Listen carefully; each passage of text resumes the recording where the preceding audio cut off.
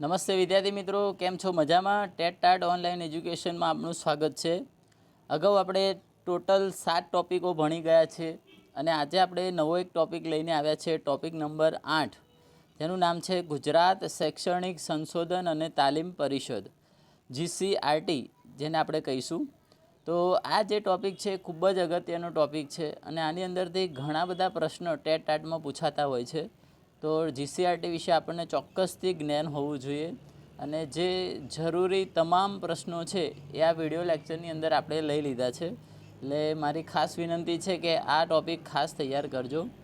આમ તો બધા જ ટૉપિક અગત્યના છે, આપણે ટૉપિક વાઇઝ ચાલીએ છીએ એટલે તમારી સંપૂર્ણ તૈયારી પણ થઈ જશે.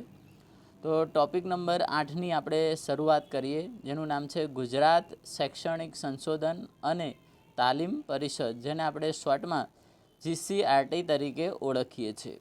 તો આજનો પહેલો પ્રશ્ન છે, GCRTનું પૂરું નામ શું છે?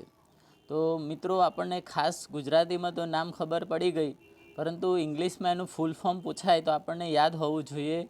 G for Gujarat, C for council,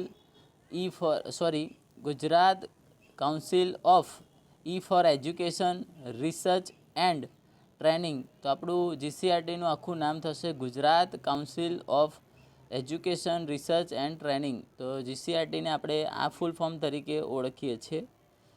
હવે તમને પૂછે કે GCRTનું શું વાક્ય શું છે, એનું જે સૂત્ર શું છે, તો એનું જે સંસ્કૃતમાં એક સૂત્ર છે આપણે એ પણ યાદ રાખવાનું છે. તે સૂત્ર છે તેજસ્વી નાવધિ મસ્તુ. સૂત્ર શું છે? તેજસ્વી નાવધિ મસ્તુ. આ એક GCRTનું શું વાક્ય છે, તો આ પણ આપણે યાદ રાખીશું. ત્યાર પછી એક ખાસ વાત યાદ રાખવાની છે કે GCRT જે સંસ્થા છે એ રાજ્ય કક્ષાની મુખ્ય સંસ્થા ગણાય છે. જે શિક્ષણ ખાતાની જે રાજ્ય કક્ષાની મુખ્ય સંસ્થામાં GCRTનું નામ આવે છે. તો કોઈપણ શૈક્ષણિક જે સંસ્થા છે એનું મેન GCRT કહેવાય છે. તો આ બી યાદ રાખવું પડશે. ત્યારબાદ ઈસવીસન 1962માં ગુજરાતમાં સ્ટેટ ઇન્સ્ટિટ્યૂટ ઓફ એજ્યુકેશન, જેને આપણે શોર્ટમાં SIE તરીકે ઓળખીએ છીએ, જેનું નામ છે સ્ટેટ ઇન્સ્ટિટ્યૂટ ઓફ એજ્યુકેશન, જેની સ્થાપના કરવામાં આવી હતી. તો તમને આ પ્રશ્ન પૂછાય કે SIE એટલે કે સ્ટેટ ઇન્સ્ટિટ્યૂટ ઓફ એજ્યુકેશનની સ્થાપના ક્યારે થઈ હતી? તો ઈસવીસન 1962માં થઈ હતી. તો આપણે આ પણ યાદ રાખવું પડશે. ત્યાર પછી સ્ટેટ ઇન્સ્ટિટ્યૂટ ઓફ એજ્યુકેશન એટલે કે SIE ઈસવીસન 1988માં શિક્ષણ વિભાગના ઠરાવથી SCERT નામ આપવામાં આવ્યું. SIEને બદલીને હવે 1988માં શું નામ આપવામાં આવ્યું છે? SCERT. તો હવે તમે વિચારતા હશો SCERTનું પૂરું નામ શું છે? તો એનું પૂરું નામ છે state council of education, research and training. State council of education, research and training, SCERTનું પૂરું નામ છે. તો આ બી યાદ રાખવા પડશે, અગત્યના જ પ્રશ્નો છે. SCERTને હવે ઈસવીસન 1998થી GCRT તરીકે ઓળખાય છે. એટલે મિત્રો પહેલાં SIE હતું 1962ના સમયમાં, 1988માં SCERT બની ગયું. હવે SCERTને હવે ઈસવીસન 1998થી GCRT તરીકે ઓળખાય છે. તો 1998માં એનું નામ પડી ગયું છે GCRT. તો આવી આપણે ક્રમમાં યાદ રાખવું પડશે. હવે સૌપ્રથમ અમદાવાદમાં GCRTનું વડું મથક હતું. આ પ્રશ્ન કદાચ પરીક્ષામાં પૂછાય કે GCRTનું સૌપ્રથમ વડું મથક કયું હતું? તો આપણે યાદ રાખવાનું છે જ્યારે શરૂઆત હતી GCRTની ત્યારે એનું વડું મથક હતું અમદાવાદ. હવે આગળ વાત કરીએ. ઈસવીસન 1997માં GCRTને અમદાવાદથી ગાંધીનગર લાવવામાં આવ્યું. કઈ સાલમાં? તો ઈસવીસન 1997માં GCRTને અમદાવાદથી ખસેડીને ક્યાં લાવવામાં આવ્યું છે? ગાંધીનગર ખાતે લાવવામાં આવ્યું હતું. તો સાલ આપણે યાદ રાખવું પડશે 1997માં. 21/8/2005ના રોજ GCRTના સેક્ટર 12 ગાંધીનગર ખાતે નવા બંધાયેલા બિલ્ડિંગમાં કાર્યરત થયેલ છે. તો જ્યારે આપણે પૂછાય કે સેક્ટર 12 ગાંધીનગર ખાતે ક્યારે ટ્રાન્સફર કરવામાં આવ્યું હતું જીસીઆરટીનું, તો 21/8/2005ના રોજ ટ્રાન્સફર કરવામાં આવ્યું હતું, જ્યારે એની નવી બિલ્ડિંગ તૈયાર થઈ ગઈ ત્યારે. જીસીઆરટીને હાલમાં કયા નામે ઓળખાય છે? તો જીસીઆરટીને હાલમાં વિદ્યા ભવન તરીકે ઓળખાય છે. કયા નામે ઓળખીશું મિત્રો? તો કે વિદ્યા ભવન. જીસીઆરટીના તાંબા હેઠળ જિલ્લા કક્ષાએ કોણ આવેલું છે અથવા કોણ કાર્યરત છે? તો કે ડાયટ. આપણી જીસીઆરટીની તાંબા હેઠળ હવે નીચેની જે કક્ષાએ જિલ્લા કક્ષાએ વાત કરીએ તો ડાયટ કાર્યરત છે. ડાયટનું પૂરું નામ શું છે? તો ડાયટનું પૂરું નામ છે district institute of education and training. District institute of education and training, તો એ ડાયટનું પૂરું નામ છે. ત્યાર પછી પરીક્ષામાં ખૂબ પૂછાયેલો પ્રશ્ન છે, જીસીઆરટી દ્વારા જીવન શિક્ષણ નામનું સામાયિક પ્રસિદ્ધ કરવામાં આવે છે. તો આ પ્રશ્ન પરીક્ષામાં બહુ વાર પૂછાયેલો છે કે જીસીઆરટી દ્વારા કયું સામાયિક પ્રસિદ્ધ કરવામાં આવે છે? તો એનું નામ છે જીવન શિક્ષણ. તો મિત્રો આ પણ આપણે યાદ રાખવું પડશે. હવે આપણે આગળ વધીએ. જીસીઆરટીને નાણાકીય સહાય કરતી સંસ્થાઓ કઈ કઈ છે? કઈ સંસ્થા એવી છે જે જીસીઆરટીને નાણાકીય આર્થિક રીતે સપોર્ટ કરે છે? તો એની અંદર કેટલીક છે, જેમ કે MHRD, NCT, NCERT, UNICEF, government of Gujarat અને યુનેસ્કો. ફરીથી કહું છું, MHRD, NCT, NCERT, UNICEF, government of Gujarat અને યુનેસ્કો જેવી જે સંસ્થાઓ છે જીસીઆરટીને નાણાકીય સહાય પૂરી પાડે છે. તો આ પણ આપણે યાદ હોવું જોઈએ. ત્યાર પછીનો પ્રશ્ન છે કે જીસીઆરટીના વડા કોણ છે?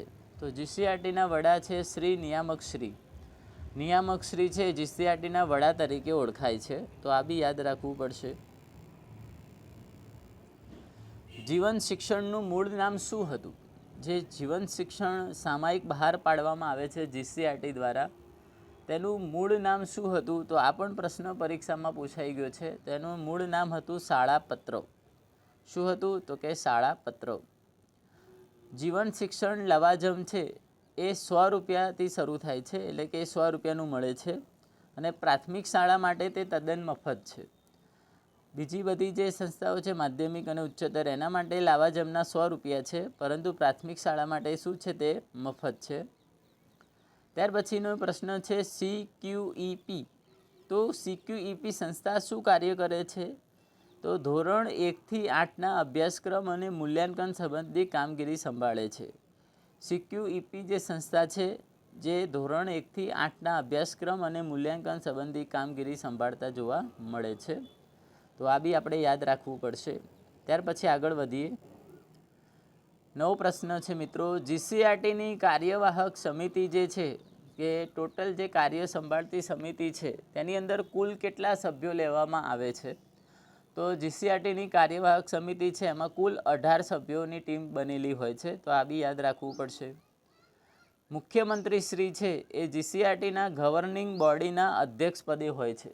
તો જે અહીંયા ગવર્નિંગ બોડી બનાવવામાં આવે છે જીસીઆરટીની, એના અધ્યક્ષ પદે કોને રાખવામાં આવે છે? તો મુખ્યમંત્રી શ્રીને રાખવામાં આવે છે. શિક્ષણ મંત્રી શ્રી છે એ ગવર્નિંગ બોડીમાં નાયબ અધ્યક્ષ પદે હોય છે. અધ્યક્ષ પદે મુખ્યમંત્રી હોય છે, તો શિક્ષણ મંત્રી જે છે તે નાયબ અધ્યક્ષ પદે જોવા મળે છે. કોની અંદર? તો જીસીઆરટીની ગવર્નિંગ બોડીમાં.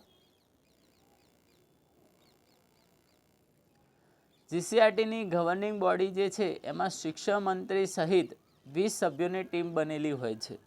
શિક્ષણ મંત્રી સહિત કેટલા સભ્યો લેવામાં આવે છે? તો કે 20 સભ્યો લેવામાં આવે છે. જીસીઆરટીનું કાર્ય. તો જીસીઆરટીનું કાર્ય શું છે? શા માટે જીસીઆરટી સંસ્થા બનાવવામાં આવી છે? તો શિક્ષણને લગતી તમામ નીતિઓ, તમામ કાર્યક્રમો, સંશોધનોને લાગુ કરવાની મુખ્ય સંસ્થા છે. શિક્ષણને લગતી તમામ નીતિઓ, તેના લગતા તમામ કાર્યક્રમો અને સંશોધન લગતી જે પણ કાર્યવાહી છે તેનું મુખ્ય જે કામ કરતી સંસ્થા છે તેનું નામ છે જીસીઆરટી.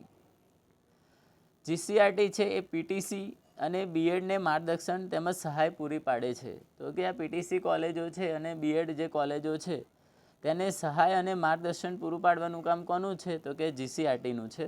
તો આ બી યાદ રાખવું પડશે. જીસીઆરટીમાં 8 શાખામાં વેચાયેલી છે. જે આપણી જીસીઆરટી સંસ્થા છે એ ટોટલ કેટલી શાખામાં વિભાજિત થયેલી છે? તો કે 8 શાખામાં શું થયેલી છે? વિભાજિત થયેલી જોવા મળે છે. જીસીઆરટી છે એ ડાયટ, સીટીઈ અને આઈએસીઈ જેવી સંસ્થાઓ પર નિયંત્રણ રાખે છે. તો જીસીઆરટી કઈ કઈ સંસ્થાઓ પર નિયંત્રણ રાખે છે? તો ડાયટ, સીટીઈ અને આઈએસીઈ જેવી સંસ્થાઓ પર તેનું નિયંત્રણ જોવા મળે છે. ત્યાર પછી એસઆરજીમાં કુલ કેટલા સભ્યો હોય છે? તો યાદ રાખજો 350 સભ્યો હોય છે એસઆરજીમાં. અને આજનો લાસ્ટ અને અંતિમ પ્રશ્ન છે. એમએચઆરડી જે નવી દિલ્હી ખાતે આવેલી છે, જે જીસીઆરટીને સહાયરૂપ થતી રાષ્ટ્રીય કક્ષાની સંસ્થાઓ છે. તો હવે એમએચઆરડી ઉપરાંત બીજી કઈ સંસ્થાઓ છે જે જીસીઆરટીને સહાયરૂપ થાય છે? તો એનસીઆરટી છે, સીસીઆરટી છે, આરટીઈ ભોપાલ છે અને સીઆઈઈએફએલ હૈદરાબાદ. જે આટલી જે સંસ્થાઓ છે જે રાષ્ટ્રીય કક્ષાએ કોને મદદરૂપ થાય છે? જીસીઆરટીને સહાયરૂપ થાય છે. તો મિત્રો, જીસીઆરટીના લગતા તમામ પ્રશ્નો આ વિડીયો લેક્ચરની અંદર આવી ગયા છે. માટે તમારે કોઈ ચિંતા કરવાની જરૂર નથી. જે પરીક્ષામાં પૂછાતા તમામ પ્રશ્નો આપણે આમાં લઈ લીધા છે. તો બિંદાસ તમે આ ટૉપિક તૈયાર કરી લેજો અને બને ત્યાં સુધી યાદ રાખવાનો પ્રયત્ન પણ કરજો. અને એકદમ ઇઝી પણ છે. તો આપણે નેક્સ્ટ હવે જે ટૉપિક નંબર 9 છે એ આવતા વિડીયો લેક્ચરની અંદર વાત કરીશું. ત્યાં સુધી આવજો.